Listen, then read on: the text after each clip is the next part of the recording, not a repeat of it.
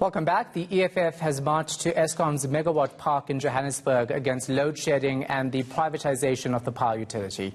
The march comes just a day after Soweto residents protested against Eskom, demanding a flat rate of 150 rand for electricity.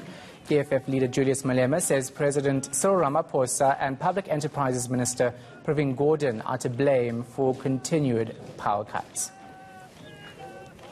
Gordhan's name is Jamnandas, and there's no one who's going to tell us not to call him Jamnandas. So from now onwards, we're no longer calling him Pravin, we're calling him Jamnandas.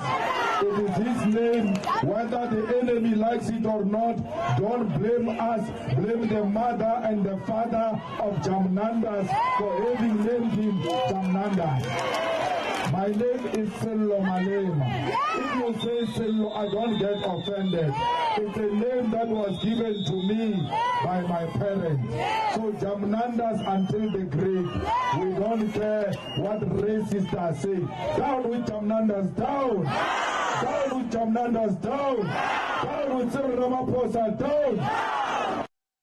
Well, political analyst Tessa Dooms is in studio this afternoon to unpack what we saw happen at Megawatt Park. Thanks for that. Appreciate it, Tessa. So the EFF actually managed to get a good couple of people to go to this protest action for them. It's basically raising awareness about what they think should happen with the power giant and putting blame on the president and the Public Enterprises Minister. But what do we read into it? Yeah, I think the demands are important. So they're focusing on the restructuring of Eskom.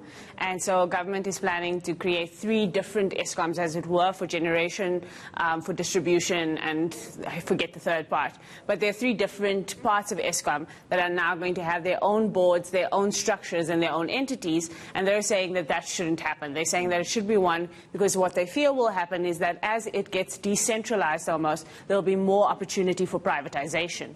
And that leads to their second point, which is questions around IPPs and having more and more private players, not only in the energy space as a whole, because I don't think that's the argument they're making, but in the Eskom space, working with Eskom, getting the contracts of Eskom, and probably taking those already high prices that Eskom is paying for a lot of their contracts and potentially making them higher, which is what they are arguing would happen. It also looks like it's an opportunity for the EFF, if you look at the signs that we just saw now, to attack Pravin Gordhan, which many of the posters saying he must fall. We know that the EFF has been trying and calling for Gordhan to be fired for a while now. Absolutely. I mean, from the beginning of his tenure, Pravin Gordhan has been a target of the EFF under Cyril Ramaphosa's administration. And so as load shedding has kicked in from last year onwards, they've had electricity as one of those main things to point out as a failure of Pravin Gordhan as a minister with the SOEs. But I think there's a broader thing that's at play, especially when it comes to Eskom and the SOEs. The EFF has always spoken about nationalization. So they clearly have an interest in SOEs and state-owned enterprises. And so they're saying that the person who's in charge of state-owned enterprises needs to have ideologies that match theirs, needs to be thinking about keeping it as public as possible, and they think that he is trying to privatize for his own interest, and of course linking that to Cyril Ramaphosa and the kinds of business interests that are a part of his history. Yeah, so they hand over a memorandum to Eskom. Eskom will look at it, but do they actually give it any proper consideration going forward or not? So that's not going to be the end goal for the EFF today.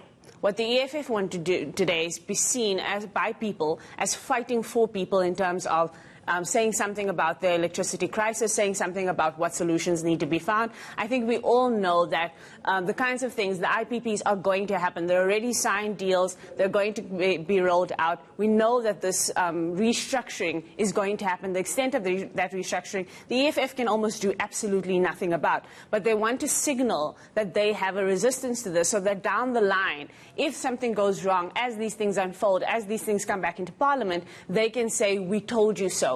We told you this was not the right thing to do. So they know they don't have very much power to change much, but they're trying to build public sympathy. They're trying to put some sort of political voice in there so that down the line they can say, if we were in charge, we'd have done things differently and we would have had different results. Yeah, and of course it's all part of a strategy in the lead up to the local government elections next year. Well, I would say this is not even lead up to the local government elections. The EFF is in constant electioneering mode, so this is always about an election. But it is also about the long game. This is also about 2024. This is about national government, national policy, and national parliament and what they want to do in those kinds of spaces. So I think there are different things that they're interested in at election mode for the local government election. But I think this is a national issue, and they're trying to make a much broader argument about privatization and what it means for society, and using load shedding as a case in point that will affect, it's a pain point for us as South African citizens. Definitely is something that many people will complain about daily. Thank you so much for your time. Absolutely. Appreciate it. Tessa Dooms is a political analyst.